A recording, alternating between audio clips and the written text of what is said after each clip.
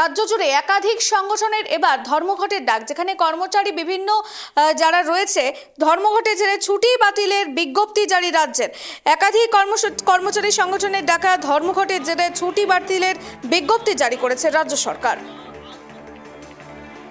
এ বিষয়ে বিস্তারিত জানবো, আমাদের সঙ্গে টেলিফোন লাইনে যুক্ত হয়েছে আমাদের প্রতিনিধি তোতন। রাজ্য জুড়ে ধর্মঘটের ডাক, একাধিক সংগঠনে ধর্মঘটের জেরে এবার ছুটি বাতিলের বিজ্ঞপ্তি জারি করেছে রাজ্য সরকার। কি জানাচ্ছে অস্থায়ী কর্মচারীরা?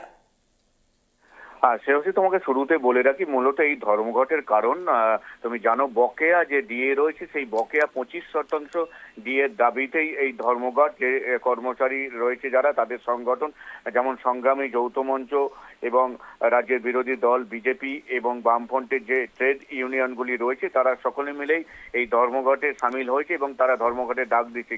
কিন্তু তোমাকে বলে রাখি, এই ধর্মঘটের যারা ছুটি করবে সরকারি দপ্তরগুলো, নবান্নের তরফ থেকে বিজ্ঞপ্তি জারি করা হয়েছে। তাদের একদিনের বেতন কাটা যাবে এবং চাকরি জীবনের একদিন কমিয়ে দেওয়া হবে।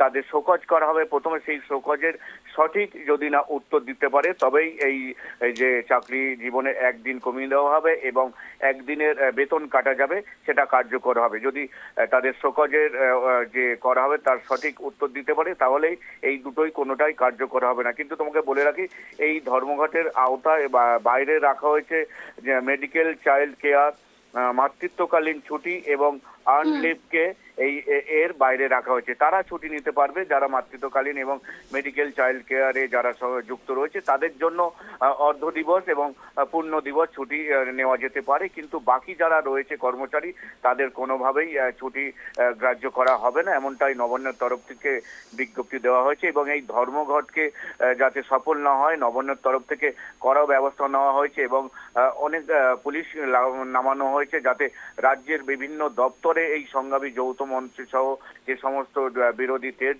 ইউনিয়নগুলো রয়েছে, তারা কোনোভাবেই না তাদের কাজে ব্যাঘাত ঘটাতে পারে।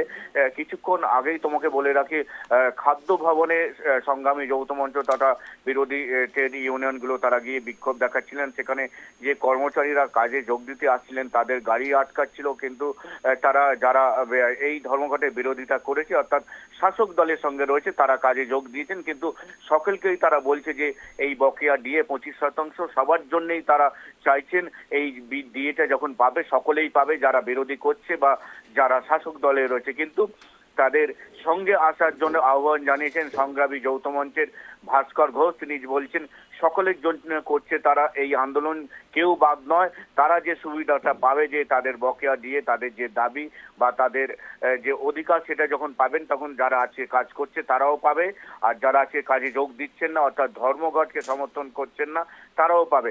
কিন্তু সকলকে আসার আহ্বান জানিয়েছেন ভাস্কর ঘোষ। ধন্যবাদ তোতন।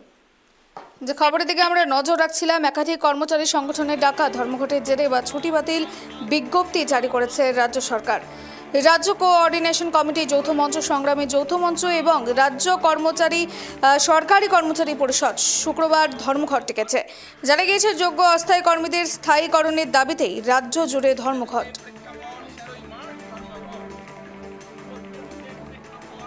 প্রথম দাবি হচ্ছে যে সরকারের যে 6 লক্ষ শূন্য পদ, সরকারি বিভিন্ন ডিপার্টমেন্ট ফাঁকা হয়ে আছে, স্থায়ী পদের এগেনস্টে এরা অস্থায়ী নিয়োগ করে সেই সিভিক দিয়ে পরে সরকার চালাচ্ছে। আমাদের দাবি সেই জায়গাতে এই রাজ্যের ছেলেমেয়েরা যাতে স্বচ্ছতার সাথে নিয়োগ পায়, কাউকে ঘুষ না দিয়ে যাতে স্থায়ীভাবে চাকরি করতে পারে এবং তার পরিবারকে প্রতিপালন করতে পারে এবং বাংলার মেধা যাতে বাংলাতে থাকতে পারে, সেই দাবিতে ধর্মঘট।